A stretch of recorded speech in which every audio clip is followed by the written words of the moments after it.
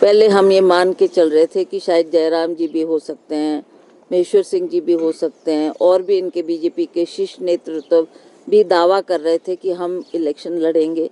पर आखिरी मोमेंट में ये जो नाम आया, ये सभी को इसकी हैरानी भी हुई और कई लोगों को ये डाइजेस्ट भी नहीं हो रहा था कि जी हम इतने सालों से पार्टी का काम कर रहे हैं, आप ऊपर से किसी नेता को हमारे ऊपर थोप रहे हैं। तो अब जो भी उनकी पार्टी के हाई कमांड ने डिसाइड किया वो ठीक है, she is in the field, we welcome. अब वो बीजेपी की तरफ से कैंडिडेट होगी और हम चाहेंगे कि कांग्रेस का भी सशक्त उम्मीदवार हो जो उसको आने वाले चुनाव में परास्त कर सके। और सीटों पे भी चर्चा हुई मैम, क्योंकि बाई इलेक्शन भी है, 6 उपचुनाव हैं और हाँ, उस पर भी चर्चा हुई, उस पर भी हमने बातचीत की और सभी से फीडबैक प्रभारी ने लिया है। कुछ नामों की भी चर्चा हुई कि ये भी हो सकता है, क्योंकि बाई इलेक्शन में हमारे कुछ नए नाम आने हैं। वो उन्होंने कहा कि हम डिटेल्ड रिपोर्ट एक दफ़ा जानकारी हासिल कर लें, इस पे जल्दबाजी ना करें, थोड़ा टाइम दिया जाए और हम सोच विचार के उन कैंडिडेट्स को फील्ड में उतारेंगे जो कांग्रेस की तरफ से सबसे मजबूत कैंडिडेट है। मैम सूचना है कि कुछ बड़े नेता भाजपा के जो है वो कांग्रेस में शामिल हो सकते हैं और कल चंडीगढ़ में जो है वो चर्चाएं भी हुई है। रामलाल मार्कंडा ने जो है वो जनता के बीच कहा है कि मैं कांग्रेस से भी चुनाव लड़ सकता हूं, और राकेश कालिया का नाम भी सामने आ रहा है, तीसरा नाम लखविंदर राणा का है। ऐसे नाम सामने आ रहे हैं, क्या आप उनको पार्टी में लेंगे? देखिए, मुझे तो ऐसा कोई आदेश नहीं हुआ है और ना ही पार्टी में उनको शामिल करने की कोई बात की गई है। ये बात जरूर है कि उनके विषय में लोगों ने अपने विचार रखे हैं। अब मैंने आपको कहा कि क्या हाईकमांड डिसाइड करती है और किसको वो आगे लाना चाहते हैं, that is for them to see. Ma'am, चुनाव से पहले कार्यकारी अध्यक्षों की नियुक्ति क्यों करनी पड़ी? नियुक्ति हुई है, वो भी एमएलएज में से ही है, पार्टी में से, संगठन में से नहीं हो पाई है। तो क्या लग रहा है, क्यों मतलब पार्टी के लोगों को फिर भी तरजीह नहीं? चलो, है तो पार्टी के वर्कर ही है, ऐसी बात नहीं है, चाहे वो किसी भी पद पे बैठे हैं। ये जिम्मेवारी माननीय मुख्यमंत्री जी ने उनको दी है।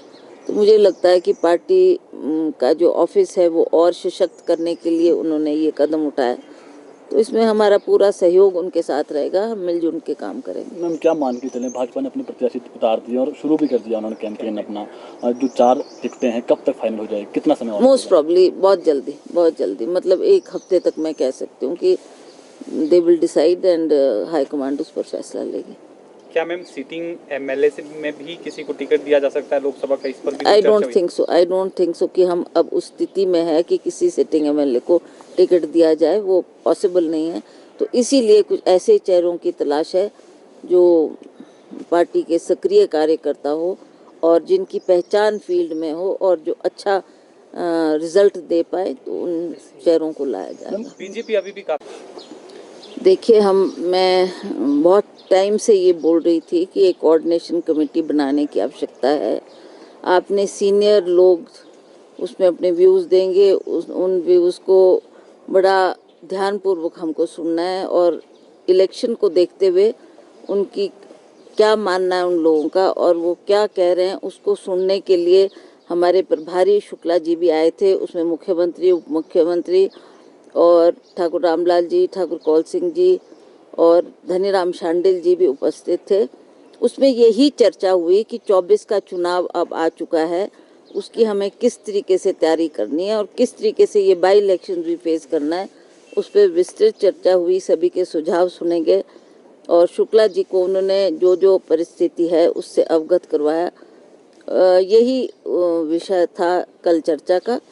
और जहाँ तक ये इलेक्शन की बात है, मुझे लगता है कि अब एक चुनौती हमारे सामने खड़ी हुई है, उपचुनाव भी है, उसमें हमें किन किन को उतारना है मैदान में, इस पर भी चर्चा की गई और उन्होंने थोड़ा टाइम मांगा कि हमको थोड़ा फीडबैक लेने दो कि लोग क्या मान रहे हैं, क्या हम किस व्यक्ति को मैदान में उतारेंगे और कौन सशक्त है और कौन ये आने वाले चुनाव का सामना कर सकता है। तो इसमें सबके सुझाव सुनेंगे और मेरे को लगता है कि क्योंकि अब लास्ट चरण में हमारा इलेक्शन है तो इसलिए थोड़ा टाइम हमारे को मिल गया। हम इस पे सोच विचार कर रहे थे और सभी के सुझाव प्रभारी ने सुने और वो अब इस विषय को हाईकमांड के सामने रखेंगे। हाईकमांड अब जो हमारे कैंडिडेट्स तय होंगे उस पर क्या उनका निर्देश होता है उसके मुताबिक ही चलेंगे। ये बताया जा रहा है कि प्रज्वल सिंह जो है आला कमान की पहली पसंद है मंडी से, तो क्या प्रज्वल सिंह मान गई है अभी चुनाव लड़ने के लिए कि अभी कुछ बात है बाकी? देखिए, मेरे सामने कुछ डिफ़िकल्टीज़ थी।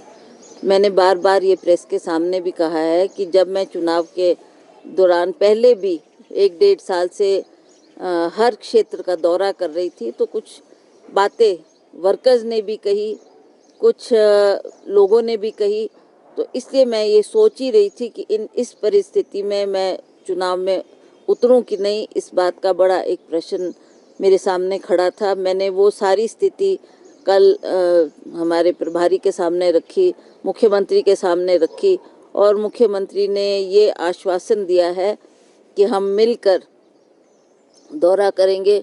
लोगों की जो समस्याएं होंगी काफ़ी हद तक उनका मानना था कि सरकार ने सॉल्व कर दिए। जैसे डिज़ास्टर आया तब लोगों के बीच गए, जो जो संभव हो सका वो उन्होंने मदद की है। उसी तरह से चाहे ओपीएस की बात है, चाहे महिलाओं को पैसे देने की बात है, चाहे दूध के दाम बढ़ाने की बात है, ये सब काम सरकार ने किए हैं। और मुझे लगता है कि आने वाले चुनाव में हम इन चीज़ों को लेकर मैदान में जाएंगे और लोगों को संतुष्ट करेंगे कि ये कारण थे जिसकी वजह से लोगों में थोड़ी नाराज़गी थी।